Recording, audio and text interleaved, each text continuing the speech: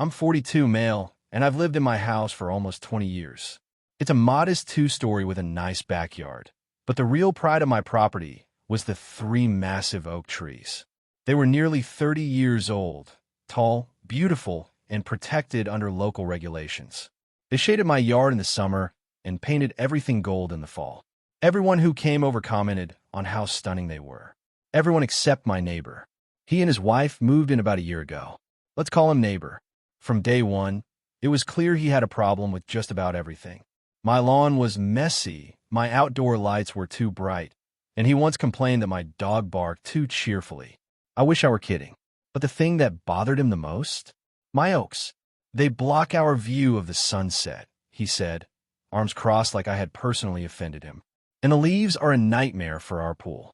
I tried to be reasonable, offered to trim branches, even said I'd pay for a landscaper to clean up the leaves. But no, he wanted them gone, completely. When I refused, he escalated. First, the passive-aggressive comments. Then, complaints to the HOA, none of which went anywhere because the trees were legally protected. He even left a nasty note in my mailbox saying I was ruining the neighborhood's beauty. The irony wasn't lost on me. But then came a day everything changed.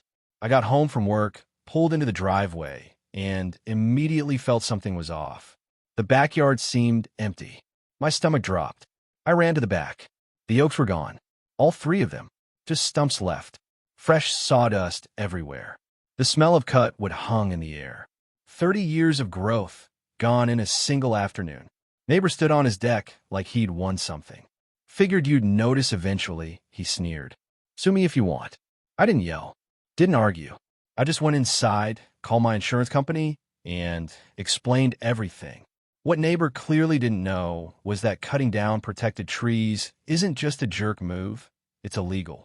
And because they were heritage oaks, they were worth a lot. A lot.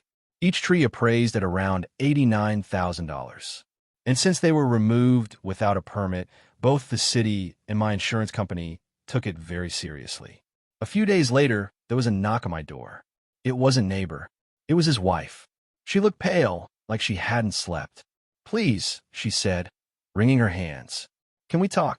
I stepped aside, and she practically stumbled inside. She started rambling. Neighbor thought I'd never actually follow through. He figured I'd get mad, maybe yell a bit, but nothing more. But once they found out about the damages and the massive fines, nearly $267,000 in damages and another $150,000 in city fines, panic set in. We can't afford this, she whispered. We'll lose everything. She begged me to reconsider, offered to cover the cleanup costs, even threw out a generous offer to settle it privately. I didn't bite. I told her I'd think about it. But I wasn't thinking about anything other than holding them accountable. Then things got even messy, eh? Neighbor, in his infinite wisdom, decided to countersue me. Yup. He claimed I caused him emotional distress by pursuing the legal case. He even tried to argue that the trees were a safety hazard. The audacity was unreal. My attorney made quick work of that nonsense. We had records from a certified arborist confirming the trees were healthy. And then we got the real kicker. Phone records showing neighbor had contacted multiple tree removal companies, trying to find someone willing to cut the oaks down without a permit. One company refused and even warned him it was illegal. He didn't care. He found someone who did it anyway. The court wasn't impressed. The judge called neighbor's actions reckless and malicious. Not only did his countersuit get laughed out of the courtroom, but he was ordered to pay the $267,000 in damages, the $150,000 fine, and an extra $50,000 in punitive damages. The judge wanted to set an example, and neighbor was it. It didn't end there. News spread fast. A local station picked up the story, and neighbor quickly became infamous. People in the neighborhood started referring to him as Chainsaw Charlie, not the legacy I imagined he was going for. Even the HOA, who had ignored his previous complaints, banned him from ever holding a leadership position. Financially, it destroyed him. Between the fines, legal fees, and damages, they were drowning. A few months later, a for sale sign went up.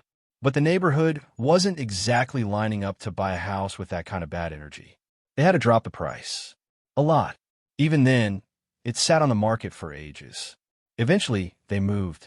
I heard through the grapevine that they relocated to a rental out of town. Apparently, their reputation followed them. Guess it's hard to bounce back when your name is associated with destroying protected trees and getting obliterated in court. And me? Well, I used the settlement money to replant.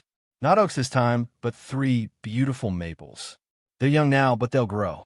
I even added a bench beneath them, a quiet spot to enjoy the sunsets. And every time I sit there, I think about neighbor and how much he hated not having a clear view.